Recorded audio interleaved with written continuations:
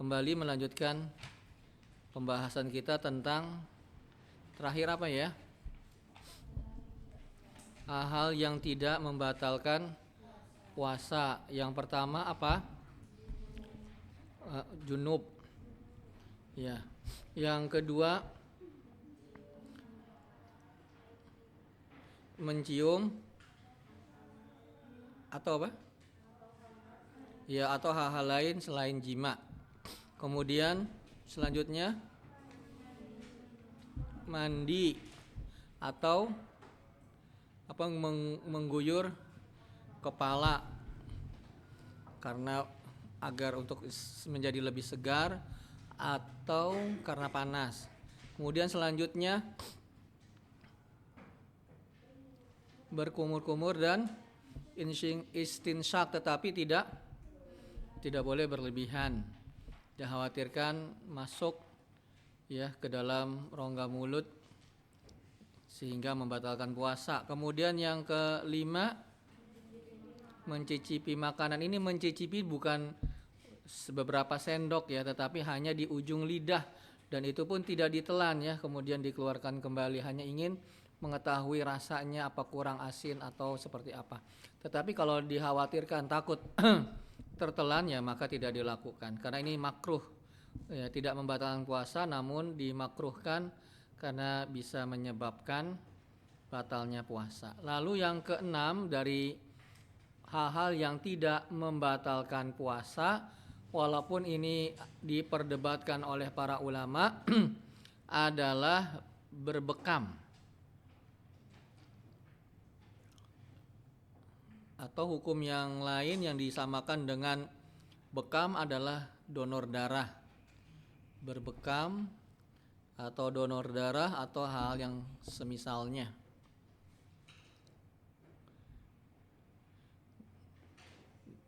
Dalam masalah ini para ulama berbeda pendapat.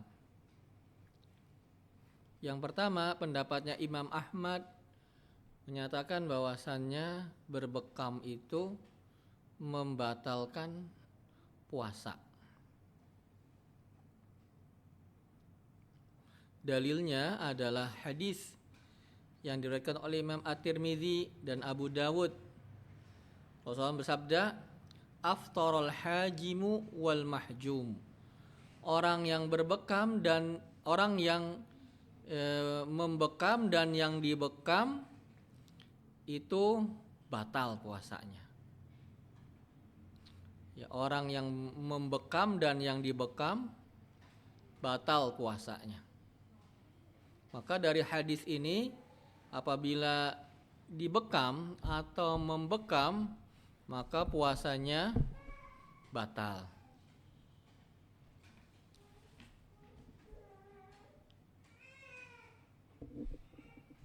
Baik, pendapat yang kedua adalah pendapatnya jumhur para ulama, mayoritas para ulama. Abu Hanifah, ya, kemudian Imam Malik, Imam Syafi'i. Berpendapat bahwasannya berbekam itu tidak membatalkan puasa. Tetap sah puasanya.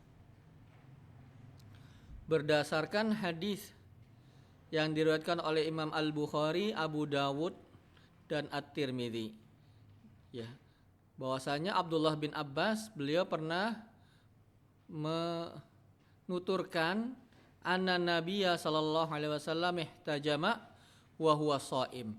Bahwasanya Nabi sallallahu alaihi wasallam pernah berbekam dalam keadaan beliau sedang berpuasa. Hadisnya tadi riwayat Al-Bukhari. Hadisnya kuat sekali berarti. Kalau hadis yang menyatakan bahwasanya berbekam adalah batal, hadis riwayat siapa? At-Tirmidzi dan Abu Dawud. Ya, kalau yang tidak batal riwayat siapa? Al-Bukhari. Secara sanad hadisnya lebih kuat tentu saja hadis yang diriwayatkan oleh Imam Bukhari. Nah, ada dua hadis yang seolah-olah itu bertabrakan. Tetapi perlu diketahui dalam syariat Islam tidak ada sesuatu dalam syariat ini saling bertabrakan, tidak ada.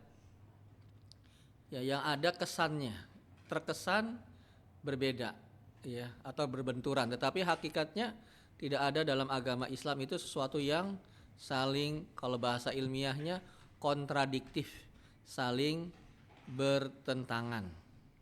Maka para ulama menjawab bahwasannya, yang jumhur ya, beliau menjawab bahwasannya hadis tentang aftarul hajimu wal mahjum, orang yang berbekam ataupun dibekam, ya,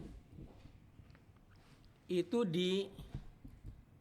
dihapus hadisnya atau hukumnya itu dihapus, atau bahasa istilah syar'inya dimansukh, ya, dengan hadis atau asar dari para sahabat. Seperti halnya yang diriwayatkan oleh Imam Abu Dawud, bahwasanya ada seorang sahabat Nabi SAW, ya, pernah menyampaikan bahwa anna Rasulullah SAW, bahwasanya Rasulullah SAW naha anil hijamah, melarang berbekam, wal muwasalah, dan berpuasa wisol. Puasa wisol itu dia terus puasanya, nggak berbuka sampai besok, ya, namanya puasa wisol, dan itu dilarang. Jadi Nabi SAW pernah melarang bekam dan puasa wisol, walam yuharrimahuma, tetapi tidak mengharamkannya. Dilarang tetapi tidak haram, berarti hukumnya apa? Makruh. Kemudian yang lain lagi menunjukkan bahwasanya diperbolehkan berbekam adalah dari Anas bin Malik. Ya. Ada seorang bernama Sabit pernah bertanya kepada Anas bin Malik. Anas bin Malik seorang sahabat. Beliau ditanya, akuntum takrahunal hijamah lis-shaim ala ahdi Rasulillah? Apakah kalian tidak menyukai bekam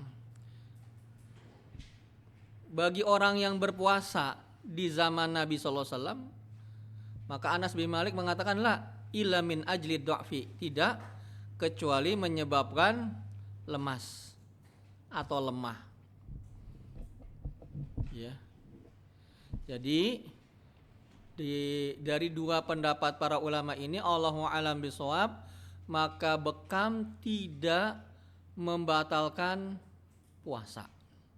Karena dari hadis yang menyatakan bahwa Nabi SAW berbekam dalam keadaan berpuasa, secara sanad pun lebih kuat daripada yang tidak memperbolehkannya. Kemudian yang dimaksud, ya, batal orang yang berbekam dan yang membekam dan dibekam apabila menyebabkan sampai kondisi tubuhnya menjadi lemah. Nah, itu tidak diperbolehkan. Ketika ada orang yang memang ketika berbekam kemudian setelahnya lemas, lemah, perlu makan, perlu asupan, maka berbekam baginya adalah tidak boleh.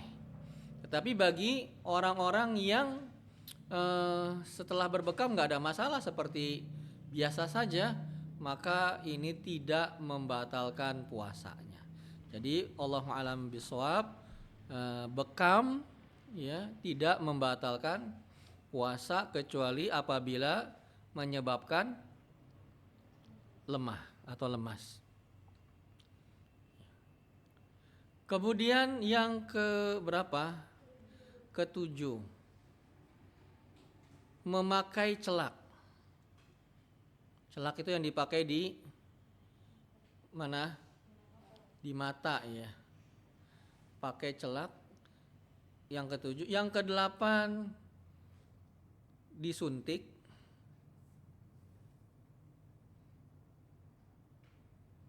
Yang ke berapa? 9, memakai tetes mata,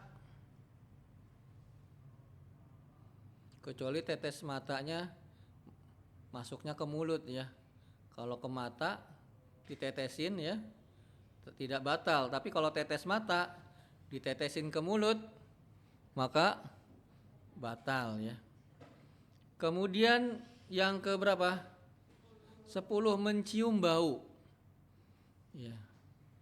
Mencium bau ya. Bau masakan, bau apa? Minyak wangi. Ya, maka tidak membatalkan puasa. Apa dalilnya? Bahwasanya yang disebutkan tadi adalah tidak membatalkan puasa. Dalilnya adalah tidak ada dalil. Ya, dalilnya ada apa? Tidak ada dalil yang melarang hal-hal tersebut. Oleh karenanya, maka hal yang tadi disebutkan tidak membatalkan puasa. Kecuali yang pada poin suntik, apabila disuntiknya, kan yang seperti disuntik tuh, disuntik atau diinfus ya.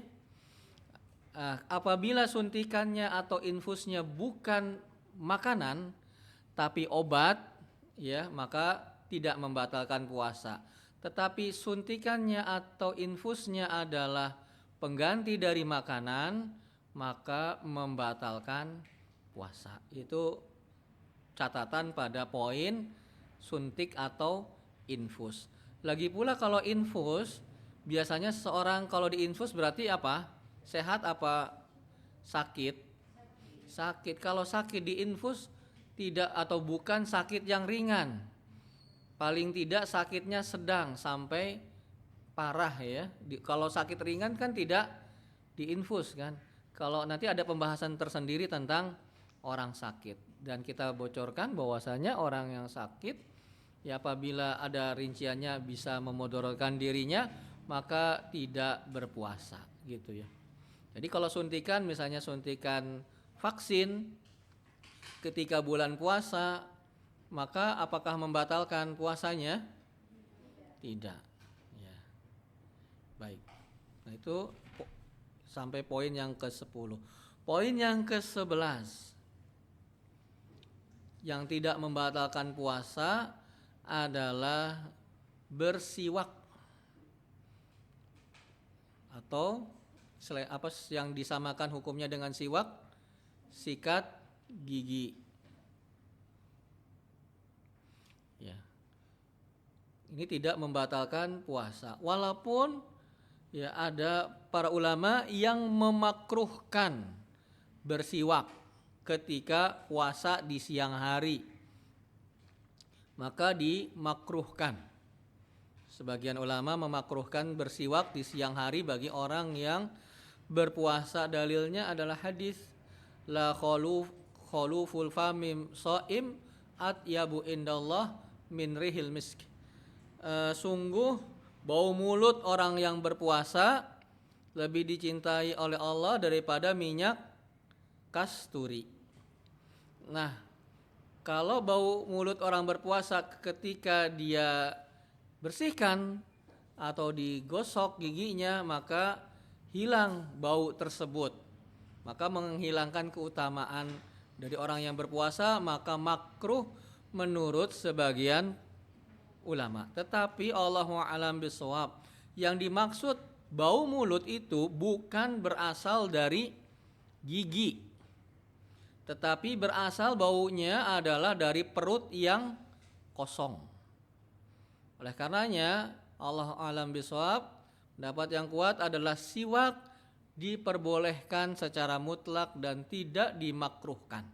Karena bukan bau mulutnya itu berasal dari mana? Dari gigi, tetapi dari apa? Lambung yang kosong. Jadi tetap diperbolehkan. Kemudian poin yang ke-12, menelan reak. Menelan reak. Maka menelan reak tidak membatalkan puasa selama reaknya tidak banyak sekali ya. Kalau banyak sekali hampir setengah mulut ya, reak itu bisa kenyang ya, lumayan kan, ya. Maka tidak kalau reaknya sedikit, iya. Kalau reaknya tidak banyak, dan juga tidak berniat untuk memang makan ya, makan reak. Kalau dia niatkan, lumayan lah ganjel sedikit, bohongin cacing gitu ya, cacingnya biar tenang dulu, nggak demo gitu. Nah itu baru bisa membatalkan. Tapi kalau menelan reak sendiri tidak dimaksudkan untuk memang niat makan dan minum, dan reaknya juga tidak terlalu banyak, maka tidak membatalkan puasa. Kemudian poin yang ke-13,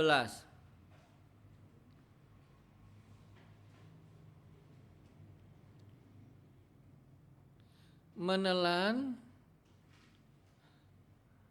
hal-hal yang sulit dihindari yang berada di dalam mulut.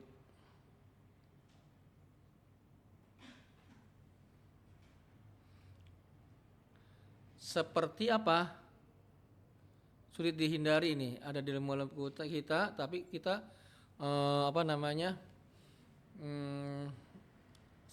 ya kepaksa nelan gitu karena sulit dihindari. Contohnya misalnya darah di gusi ya, kan kadang ada ya gusi yang berdarah. Nah kan itu susah tuh kalau dikeluarin terus kan, ya dia menelan ya. Kemudian apalagi kira-kira yang sulit dihindari? Air liur. Kemudian apalagi? Sisa makanan yang sedikit. Kan terkadang ada yang nyelip ya, di mana? Di sela-sela gigi ya, seperti sendok. Kok sendok nyelap di gigi ya?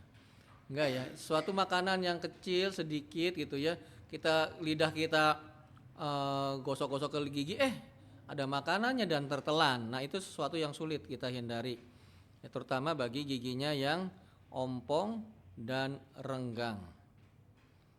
Baik, itu poin yang keberapa tadi? 13. Poin yang ke-14, makan. Ke-15 minum. Ke-16 jima dalam keadaan lupa.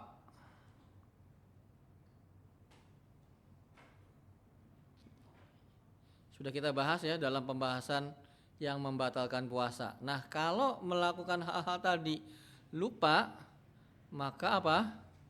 Tidak membatalkan puasanya.